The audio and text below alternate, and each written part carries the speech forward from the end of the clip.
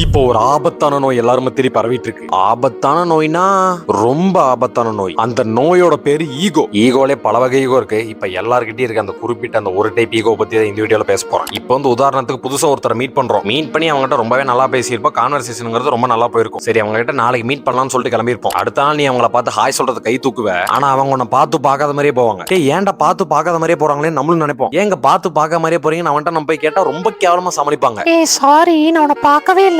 ஏண்டா பச்சை போய் பேசுற. ஆக்சுவலா அவனே நம்ம கிட்ட வந்து பேசுறோம் அப்படிங்கிற ஒரு ஈகோல அவன் இருந்திருப்பான். சரி, இவன் கூட நேத்து மீட் பண்ணவன் என் கூட படிக்கிறதுங்களும் அப்படிதான் இருக்குங்க. இப்ப நீங்களா ஃப்ரெண்ட்ஸ் ரொம்ப நாள் கழிச்சு பார்த்தா என்ன பண்ணுவீங்க? டேய் எப்படி இருக்க என்னெல்லாம் விசாரிப்பீங்க. நானும் அப்படிதான். ஆனா எங்க கிளாஸ்ல எல்லாரும் வந்து உட்காந்தாங்க போயிட்டாங்க. யாருமே யார் கூடயும் பேசல, என்னன்னு விசாரிக்கல, எல்லாம் வீட்டுக்கு கிளம்பிட்டாங்க. நாளை எத்தனையோ டைம் டைரக்டாவே கேட்டேன் ஏன் இப்படி இருக்கீங்கன்னு. அதுக்கு அப்படி எல்லாம் ஒண்ணு இல்ல மோஹித், நீயும் நம்ம கேங்ல ஒரு ஆள் தான். நாங்க உன்னைய வேற ஆளெல்லாம் பார்க்கல. இப்போ ஒரு எக்ஸாம்பிளுக்கு சொல்லணும்னா, இப்ப எங்க கிளாஸ்ல ஒருத்தனுக்கு ஹார்ட் அட்டாக் வந்து கீழே உந்து கிடக்குறான். அப்பயே எல்லாரும் பார்த்து பார்க்காத மாதிரியே தான் இருப்பாங்க. ஹார்ட் அட்டாக் வந்தவன் எந்திரிச்சு டே எனக்கு ஹார்ட் அட்டாக்டா எனக்கு ஹாஸ்பிட்டல் கூட்டிட்டு போறான்னு சொன்னா கூட்டிட்டு போவானுங்க. எல்லா இடத்துலயும் ஈகோ. இவன் வந்து பேசட்டும், நம்ம ஏன் போய் பேசணும்? இப்ப வந்து இந்த மாதிரி நிறைய ஜென்மங்களால ஒருத்தன் இந்த மாதிரி ஈகோ இல்லாம நல்லவனா இருந்தாலும் இவனுங்களை பார்த்து அவனும் அந்த ஜென்மங்கள் மாதிரி மாறிடுறான். இப்பெல்லாம் நல்லவனா இருந்தா ஒரு நேர்டா பாக்குறாங்க.